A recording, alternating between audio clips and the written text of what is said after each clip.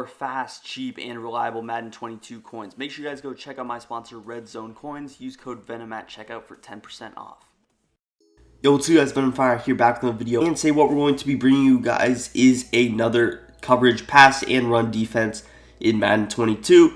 If you guys are wondering why my voice still sounds weird, it's because I'm still sick, so pretty low voice for me.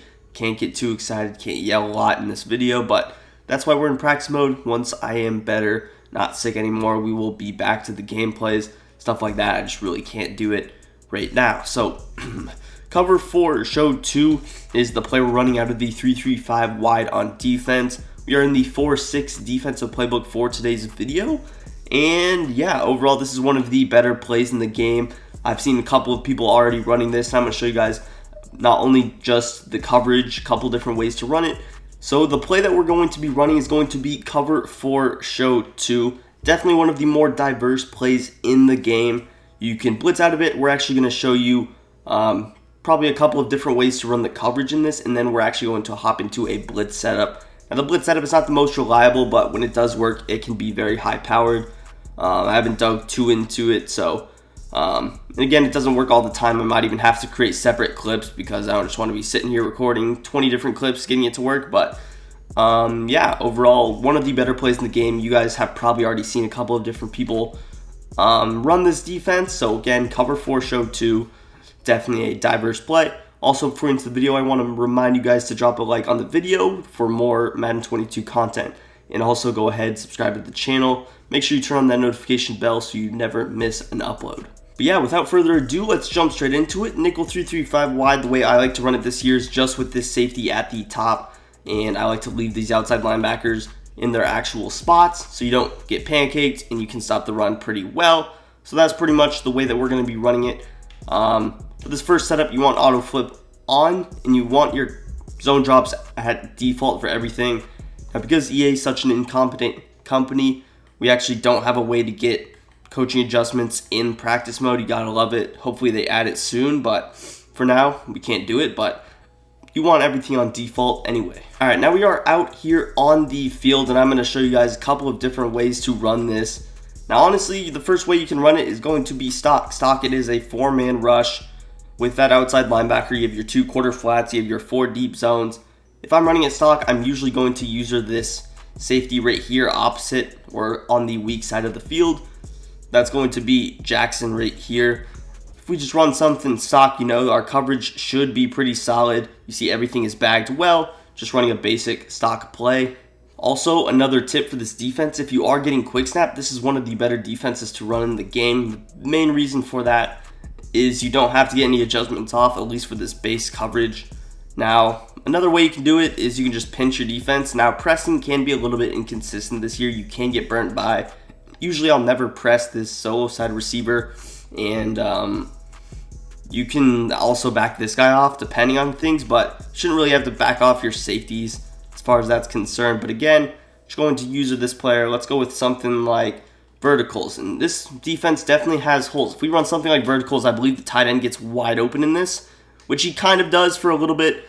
There you see our outside corner, we're actually able to match onto him, but for a little bit he is kind of open. And that's going to take us to our next step of the defense, which our next step will be using this guy who is on a blitz. I put Gary there, he's a little bit more athletic.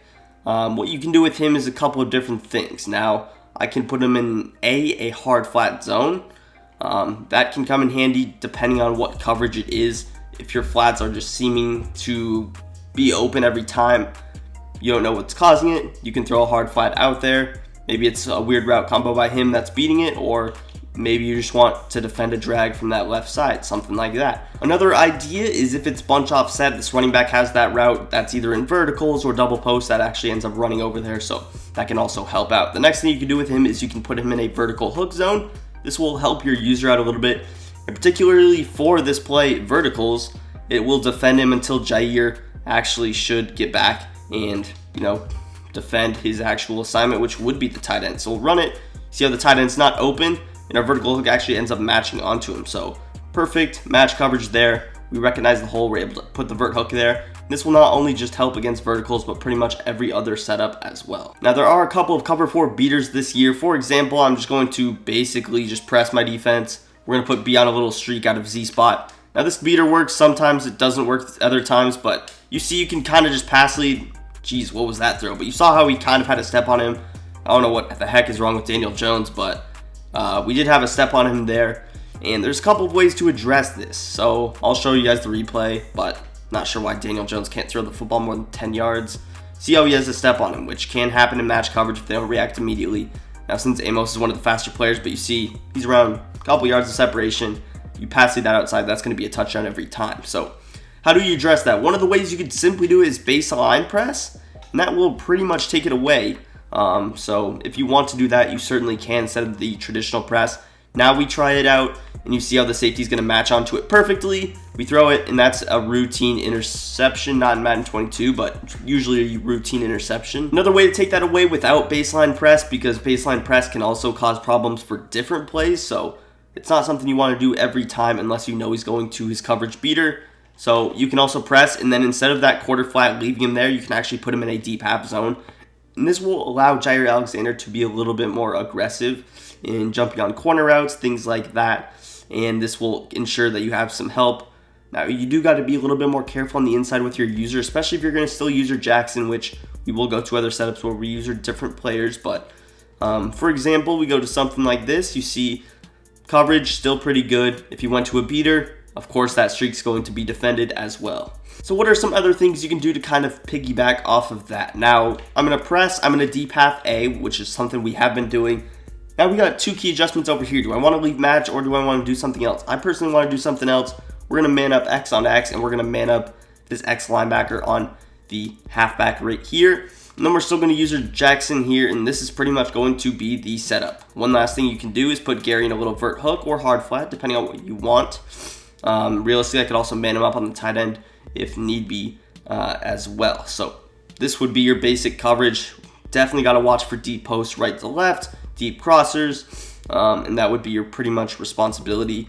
So something like verticals, if they ran verticals, you would kind of see where you probably have to use her, especially if there's no match.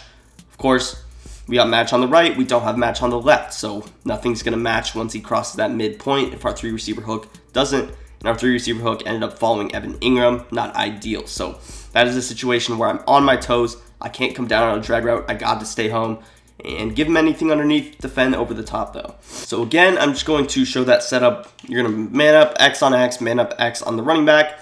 And this is good that we're in bunch. Most people do run bunch offensively. If you're playing some lower level players, they might not run bunch, but the defense still kind of stands as called. So here's a look at your setup again. I can go with like a hard flat, depending on what I want. Let's just go to Z spot streak so you can see the deep half defend the streak in action. You see how the hard flat's going to follow him, although the quarter flat would usually defend that tight end flat route anyways, but very good coverage is what I meant to say before I was rudely interrupted. But we're going to hop into another way to run this. You see I've already gone ahead deep halved Adrian Amos.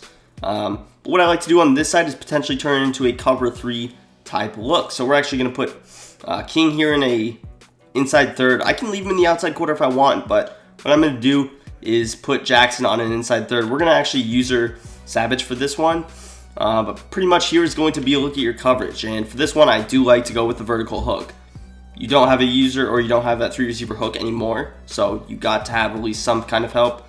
You could leave the quarter flat over here, but your main responsibility is going to potentially be anything in the middle or going from middle to deep left side, especially if the quarter flat already kind of matches on something. So we'll go with like verticals here again. You see the coverage pretty dang solid. Our quarter flat on the left side going to take the running back. And again, this is a different way to run it. Again, if I want to kind of quick snap this play, I could just put Y in an inside third, A in a deep half, and then pretty much A in this vertical hook. So around 3 adjustments again. And this is just giving him different looks. You're giving him the same exact play art when he goes back to his play call screen, but he's seeing different things on the field. Who knows? You might even think this is cover 3. Again, this is some kind of a match coverage on the left, but again, your main match on the right side for bunch. If you're going against trips, it's a little bit tricky to run match coverage because you don't really know what side. Usually I would put it on the trip side as far as that's concerned. But yeah, you don't see too many people running trips these days. But yeah, here's a look at the coverage. We'll go with like a Z spot look. Let's just mix it up. Our setup, just go with a lot of crossing routes, something like this. And this might be where things get a little bit chaotic, especially putting stress on the user Y. You see how the running back gets open, you know, everything else is defended pretty well, but you just got to watch out because the match is really what's going to defend things. If I want to take the match out of the equation, I can still man him up on the running back, which you will send the running back out on pretty much every single play. Of course, you got no flat zone, so if there's a drag from right to left and a crosser, you could be in a little bit of trouble, so I can still put him in like a hard flat as well. But again, you're just mixing things up, confusing him. This is a little bit more advanced stuff as well. For our last and final setup, we're going to talk about the blitz. You see I've audible to spread just so my players don't get bumped at all. It has worked against bunch. I've seen it work against bunch. But just to play it safe, we're going to hop into a spread so you guys can see it clearly as well. So for this, you got your guys out of position, especially on spread. You're going to go ahead, base align, press. I don't have to necessarily press, but I do want to base align just to get my linebackers inside. My setup then is going to be to slant inside. You're also going to pinch your defensive line. And then you're going to blitz all linebackers. So blitz all linebackers. The last thing you have to do from there is quarterback contain. And here is a look at your final result. Now here's where some things will get interesting. So against spread in particular, what I like to do for this case scenario is we're not going to leave these quarters out here. We're going to get destroyed by anything in the flats. So we will have to man these guys up. If you're running this blitz, you have to run it like this, in my opinion, to have success. Man coverage not the best this year, but it's better than, you know, letting a curl route get 20 yards on you. So this is what I like to do. Defend anything deep with your user from left to right. We still got match on that left side. Now this blitz, again, I mentioned in the beginning of the video, it's not going to work every single time. So I might just cut to the clips where it actually works, but I will show it. And again, it's not 100% blitz. We'll see if it works here. Again, it doesn't work every single time, but see, coverage still decent. I did just completely miss who I was supposed to defend, but I'm just going to cut to a couple of clips where it works. Again, you see we get the disengage right there. This time to Darius Smith. Boom, and there you see the blitz work in the actual normal way that it's supposed to work. We get that free rusher off the edge with Rashawn Gary. And overall, it's definitely a solid blitz if you can get it to work it. I do recommend starting off in the line a little bit closer. That's how I notice it working the best. You don't have to be hovered. You see I'm just kind of standing here. It's not like it's too close to where you can't make a play on anything either, but you see we're able to get it. And I'm not even sure if my linebackers were pinched for this. So there are a couple of different ways to get it. You've seen the disengages, and you can honestly run the 3-man rush just pinched and slanted inside because you get those sheds sometimes, but this is the way you kind of dim out the right tackle. You see I'm able to recover with my user relatively easily, and that is how you get the sack. And there you see the blitz working. Again, with your user, you don't have to be hovered. You just gotta kind of be staying there. All you need to get is the offensive line's attention for 1/10 of a second, and you see it working again.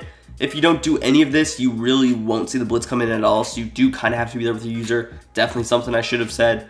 And this is not the blitz setup at all, or I'm not doing any secondary adjustments for this, but there you see him coming off the edge pretty easily. Again, it's definitely nice that you don't have to bump the offensive line at all. Of course, you get more speed out here. Realistically, if he's passing the ball every play, you could put safeties there to get more speed, but you see he's getting there relatively fast. No route developed besides maybe that in route, and I would be able to get there with my user. I'll show it just a couple more times in live time. Let's actually set up some stuff. So again, we're in the spread. I would base a line, pinch my defensive line, slant inside. If you want the blitz coming a little bit faster, I do think pinching helps with that. So I could pinch my my linebackers, blitz them all, contain, and then again, for simulation purposes, I would run my secondaries kind of like this with Amos. Again, I think the side that you hover will help in determining which linebacker comes free, because I have seen it from the left side as well. If I hold my user over there, because we have the running back over there, more times than not, you would usually hold him over here. And there you see it again. Just dumb him out for a second. You can pretty much just run back up immediately when the ball is snapped. You don't even really have to stand there at all. And there's the blitz working very solidly. If there's a potential breakdown in the match coverage on that left side, then I'm actually going to try something out on the fly with you guys. I have not tried this out at all, so I just want to see, what if I throw Preston Smith here on a hard flat, still contain. So here's a look at our play art. I got a blitz Gary here, but here's a look at our play art. I actually want to try this out on the fly. Probably won't work, but I just want to see if you could get it to work potentially. And yeah, not going to work, but you do have to rush the 5 people for it to get through.